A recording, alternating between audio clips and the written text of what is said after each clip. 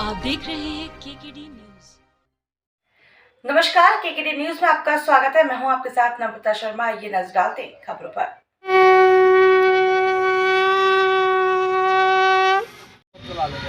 बोलिए श्री कृष्ण चंद्र भगवान की जय।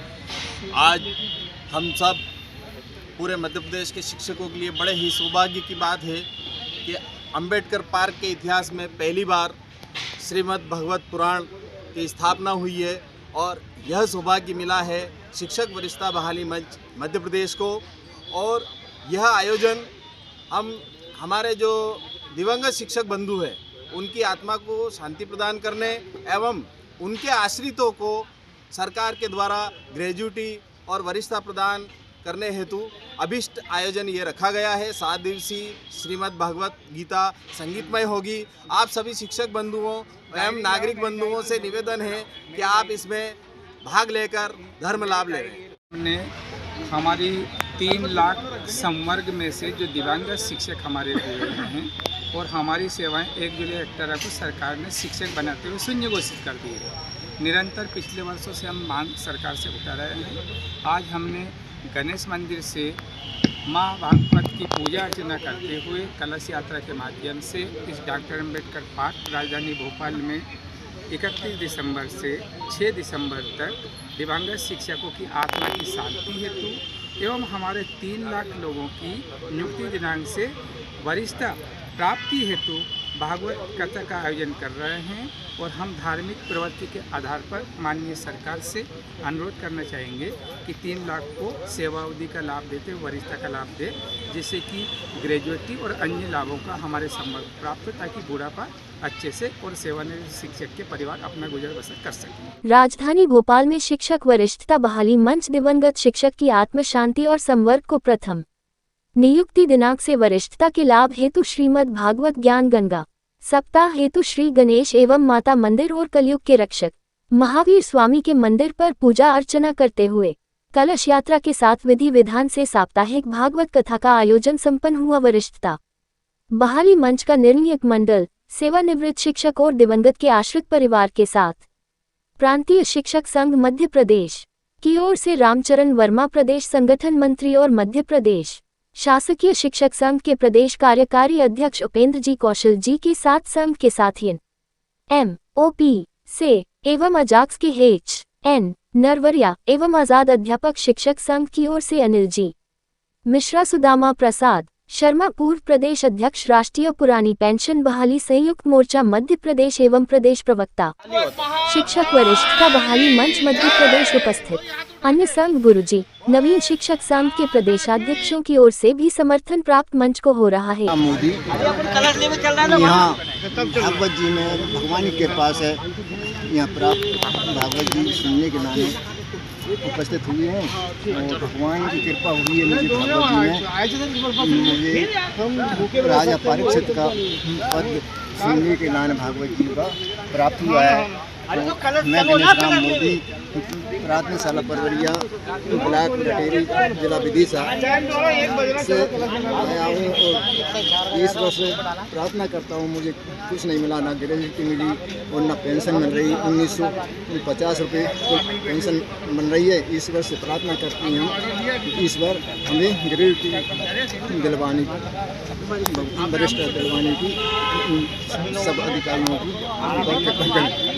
सर, हम लोग हर बार अपने हक की लड़ाई लड़ते हैं और फ़ायदा कोई और लेता है पहली बात तो, और हमें उधर सुनने के बराबर हम हो जाते हैं। और हम आखिरी लड़ाई जो लड़ रहे हैं, वरिष्ठता बहाली मंच हमारा कोई मंच नहीं है।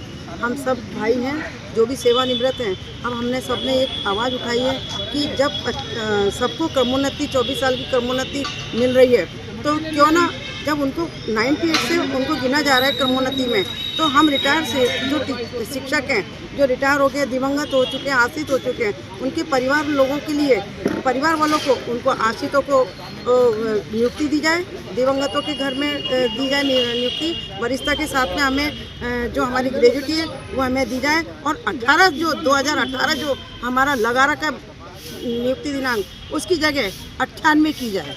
बस हमारी यही मांग है। और हमारी आखिरी एक मंशा है कि हम एक बार हमें हमारे माननीय मुख्यमंत्री जी से हमें एक बार आमने सामने हम अपनी बात को रखना चाहते हैं बस। मैं NOPRUF राष्ट्रीय पुरानी पेंशन वाली संयुक्त मोर्चा का पूर्व प्रदेश अध्यक्ष और शिक्षक वरिष्ठता वाली मंच मध्य प्रदेश का प्रदेश प्रवक्ता हूँ। आज 31 दिसंबर 2024 से 6 जनवरी 2025 तक भोपाल मध्य प्रदेश की राजधानी अम्बेडकर पार्क में हमारा 98 से जो शिक्षाकर्मी हमारी भर्ती हुई थी और 98 से लेकर 2022 तक हमारे कैडर के जो सेवानिवृत्त हो गए, हमारे कैडर में से जो दिवंगत हो गए हैं, 98 से 22 तक उनकी 25 साल की नौकरी पूरी करने के बाद उनको ग्रेजुटी का 1 भी रुपये का भुगतान नहीं मिल रहा है। मध्य प्रदेश सरकार ने ऐसी नीति बनाई 18 में, जुलाई 18 में, इसमें राज्य शिक्षा सेवा संवर्ग के नाम से एक अलग कैडर बनाया गया, जबकि तत्कालीन मुख्यमंत्री मध्य प्रदेश शासन के माननीय शिवराज सिंह जी ने 21 जनवरी 2018 को ये घोषणा की थी कि मध्य प्रदेश में जो अध्यापक कैडर है, जो शिक्षाकर्मी हैं, इनको मैं शिक्षा विभाग में सम्मिलियन करने की घोषणा करता हूं। और केवल घोषणा ही नहीं हुई थी, शिवराज की कैबिनेट की बैठक में ये प्रस्ताव प्रोसीडिंग पास हुई थी कि शिक्षा विभाग में सम्मेलन किया जाता है। और इसके बाद 1 मई 2018 को शिक्षा विभाग के सचिव ने अध्यापकों का शिक्षा विभाग में सम्मिलियन करने का आदेश भी जारी हो गया था, लेकिन हमारे संगठनों के कुछ तथाकथित दलालों ने उस आदेश को दबा दिया और रातों रात राज्य शिक्षा सेवा संवर्ग के नाम से एक अलग से कैडर बनाकर प्राथमिक शिक्षक, माध्यमिक शिक्षक और उच्च माध्यमिक शिक्षक के नाम से नए पद बनाकर हमारी नियुक्तियां करवा दी। IFMIS जो पोर्टल होता है वित्त विभाग का, जिस पे हमारा बायोडाटा फिट रहता है, उसमें हमारी 98 वालों की प्रथम नवीन नियुक्ति 1 जुलाई 18 दर्ज कर रखी है। अब सवाल ये आता है कि 98 से लेकर 2022 तक 25 साल की नौकरी करने वाला जुलाई 18 में जिसकी आयु मान के चलिए जिसकी आयु 58 साल थी जुलाई 18 में, और जुलाई 22 में वो सेवानिवृत्त होता है, यानी 18 से 22 तक उसकी 4-5 साल की नौकरी हुई। तो जब वो 62 साल की आयु उसने कब प्राप्त कर ली? 2022 में। तो क्या वो 18 में 57 साल की उम्र में भर्ती हुई थी? बाकी 18 में तो उसकी 57 साल की उम्र हुई ना। सही है। जब वो 22 में सेवानिवृत्त हो गया और 22 में उसकी 62 साल आयु हुई, तो मध्य प्रदेश सरकार इस बात का जवाब दे, क्या भर्ती नीति जो नई नीति बनाई गई थी जिसमें हमारी नवीन नियुक्तियां हुई हैं, उस समय शासन की कोई नीति ऐसी है कि 57 साल का व्यक्ति नई नियुक्ति की जाएगी, नया आवेदक होगा? ये मैं कहने का यही चाह रहा हूँ कि किसी भी नवीन नियुक्ति के लिए, नवीन भर्ती के लिए, नए पदों के लिए विज्ञापन जारी होता है, आवेदन किए जाते हैं। तो हमारे कैडर में जब हमको राज्य शिक्षा सेवा संवर्ग में नवीन नियुक्ति दी, प्राथमिक शिक्षक, माध्यमिक शिक्षक, उच्च शिक्षक के नाम से, तो उन रिक्त पदों का विज्ञापन कब निकला? हमने आवेदन कब दिए? हमारी मेरिट कब बनी? हमारा चयन कब हुआ? हमें नए नियुक्ति आदेश कब मिले? हमारी दोबारा ज्वाइनिंग कब हुई? तो कुल मिलाकर ये कह, और फिर ज्वाइनिंग अगर होती, नया आदेश मिलता, तो क्या पूरे मध्य प्रदेश के 3 लाख 1 जुलाई 18 में सबकी नवीन नियुक्ति 1 जुलाई 18 हो गई? हिंदुस्तान के इतिहास में कहीं ऐसा हुआ है कि एक ही तारीख में सबकी नियुक्ति हो गई, एक ही तारीख में सब ज्वाइन हो गए? तो कहने का आशय ये है, ये पूरी तरह से ऊपर से लेकर नीचे तक फ्रॉड है। हमारे कैडर के जो सेवानिवृत्त हो गए, दिवंगत हो गए, उनको पुरानी पेंशन के लाभ से वंचित कर दिया गया है, उनको ग्रेजुटी के लाभ से वंचित कर दिया गया है, उनको अर्जित अवकाश के नकदीकरण के लाभ से वंचित कर दिया गया है, उनको मेडिकल कैशलेस सुविधा से वंचित कर दिया गया है। और हमारे जो दिवंगत हो गए हमारे कैडर के, उनके जो परिवारजन, उनके जो आश्रित हैं, उनको अनुकंपा नियुक्ति नहीं दी जा रही। अब अनुकंपा नियुक्ति क्यों नहीं दी जा रही? उनसे कहा जाता है कि आपका जो दिवंगत हुआ है वो शिक्षाकर्मी था, आपका जो दिवंगत हुआ है वो अध्यापक था। अब सवाल क्या करते हैं मालूम? कि शिक्षाकर्मियों के पद तो समाप्त हो गए, अध्यापक के पद तो समाप्त हो गए, अब ये पद अस्तित्व में नहीं बचे। जब ये अस्तित्व में नहीं बचे तो इन पदों पे आपको नवीन नियुक्ति कहाँ से दें? अगर हमारे कैडर की नियुक्ति 98 वाले की नौकरी की गणना 98 से की जाती और वो जुलाई 18 में जब प्राथमिक शिक्षक बन गया और अगर वो दिवंगत हो गया तो उसके दिवंगत के अस्तित्व को प्राथमिक शिक्षक के पद पर अनुकंपा नियुक्ति दो ना भाई, है। और दूसरी बात ये है कि अनुकंपा नियुक्ति का सीधा सीधा मतलब होता ना शासन द्वारा अनुकंपा करना। अनुकंपा करना माने दया करना। अगर वो खुद MA M.Com MSc है, वो अगर खुद व्यापम की परीक्षा पास है, वो अगर खुद D.Ed B.Ed है, तो तुम्हारी काहे की अनुकंपा? वो तो बाकी योग्यता से ले लेगा। अरे पिता या माता के मरने पे अनुकंपा मांग रहा है ना, तो हमारा कहने का हैगा हमारे दिवंगत के अस्तित्व को 12वीं पास वाले को अनुकंपा नियुक्ति दे दो पहले, और 3 साल की शर्त रखो, 3 साल में वो अनुकंपा की शर्तें पूरी कर देगा। इस प्रकार हमारा कहने का आशय ये है। और जुलाई 18 से जो हमारी नौकरी की गणना की जा रही है, तो IFMIS पोर्टल पर जो नवीन नियुक्ति शब्द लिखा है, उस नवीन नियुक्ति शब्द को विलोपित किया जाए, हमारी गणना नियुक्ति की दिनांक से करते हुए सम्मिलियन शब्द जोड़ा जाए और जुलाई 18 से हमारी नौकरी की गणना की जाए। इसी मांग को लेकर हमारे संवर्ग के सेवानिवृत्त और दिवंगतों द्वारा यहाँ पर जो है दिवंगतों की आत्मा की शांति के लिए उनको भगवान मोक्ष दें, उनका उद्धार करें, उनकी आत्मा कहीं ना भटके, इसलिए दिवंगतों की आत्मा की शांति के लिए महाभागवत गीता प्रवचन, पूजन, पाठ, कीर्तन आदि का कार्यक्रम किया जाएगा। और जो सेवानिवृत्त हो गए हैं उनके परिवारों को ग्रेजुटी का लाभ दिया जाए, नौकरी की तारीख से गणना करते हुए अर्जित अवकाश का लाभ दिया जाए। और 31 दिसंबर 2004 तक के, यानी 98 से लेकर 31 दिसंबर 2004 तक के लोगों को पुरानी पेंशन में वापस लौटने का विकल्प भरवाया जाए, क्योंकि भारत देश के 8 राज्यों में जहाँ भाजपा की सरकारें हैं वहाँ पर पुरानी पेंशन में लौटने का विकल्प पत्र भरवा के लौटने का मौका दिया गया है। किसको दिया गया है? 98 से लेकर 31 दिसंबर 2004 तक जिनकी नियुक्ति हो गई थी, जो नियमित हो गए थे, उनको दिया है। तो हम मध्य प्रदेश सरकार से यही मांग करते हैं, हमारे 98 में जिनकी नियुक्ति हुई है, 98 से लेकर 31 दिसंबर 2004 तक को पुरानी पेंशन में लौटने का विकल्प पत्र भरवाया जाए। क्यों भरवाया जाए? कि मध्य प्रदेश में 1 जनवरी 2005 को पुरानी पेंशन बंद भई है, तो पुरानी पेंशन बंद होने के पहले हमारी नियुक्ति हो गई थी, हम नियमित हो गए थे।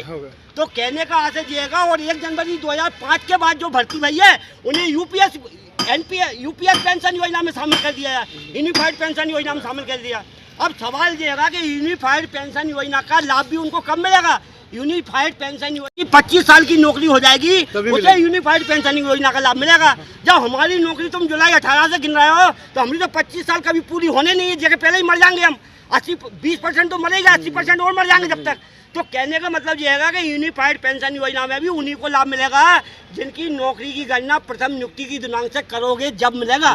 तो हम शासन से यही मांग करने के लिए यहाँ पर हमारे दिवंगत सेवानिवृत्तों के परिवारजन आप भूख हड़ताल पे बैठेंगे और बाकी के जो लोग हैं भजन कीर्तन भागवत गीता सुनेंगे, जिससे दिवंगतों की आत्मा को शांति पहुँचे।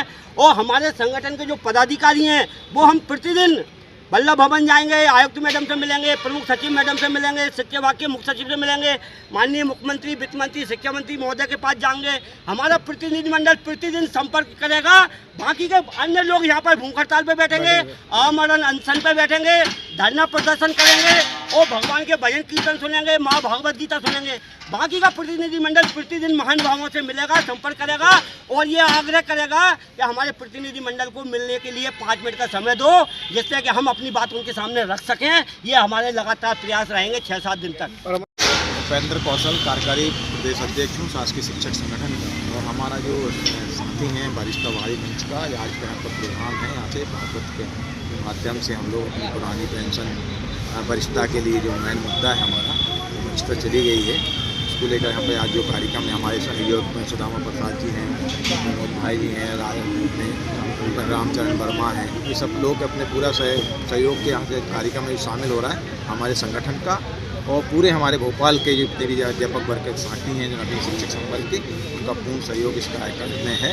और आगे भी मध्य प्रदेश में भी कोने कोने से हमारे पूरे सभी हमारे पूरा साथी के भी हमने कल परसों के दिन रविवार को बैठक ली थी, उसमें भी हमने एक प्रस्ताव पारित किया गया था कि जो हमारी वरिष्ठता के लिए जो भी हमारी लड़ाई लड़ेगा और उसके साथ हम तन मन धन से पूरी रूप से उसमें सहयोग करेंगे और पूरे समय हम लोग यहाँ रहकर आपका सहयोग करेंगे। कितने दिन का कार्यक्रम है?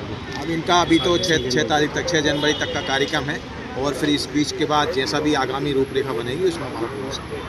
नायक अध्यक्ष मंत्रालय सेवा अधिकारी कर्मचारी संघ आज जो हमारे साथी वरिष्ठता बहाली मंच के बैनर तले ये जो कार्यक्रम हमने रखा है उसके लिए मैं मंत्रालय कर्मचारी संघ की ओर से समर्थन व्यक्त करने अपना सहयोग व्यक्त करने के लिए मैं यहाँ पे उपस्थित हुआ हूँ।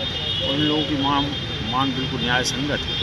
2018 में जब इन लोगों को अध्यापक संवर्ग में लिया गया तो इनकी जो पुरानी सेवा थी 15-15, 20-20 साल की जो शासकीय सेवा थी उसको नहीं जोड़ा गया। उस कारण से इनको तमाम सरकारी लाभ पेंशन इत्यादि प्राप्त नहीं हो पा रहे हैं। तो ये गलत था, उसके लिए ये लोग मांग कर रहे हैं। इसके लिए मंत्रालय कर्मचारी संघ पूरी तरीके से इनके साथ हमें चाहिए। खबरों में बने रहने के लिए धन्यवाद। देखते रहिए केकेडी न्यूज़।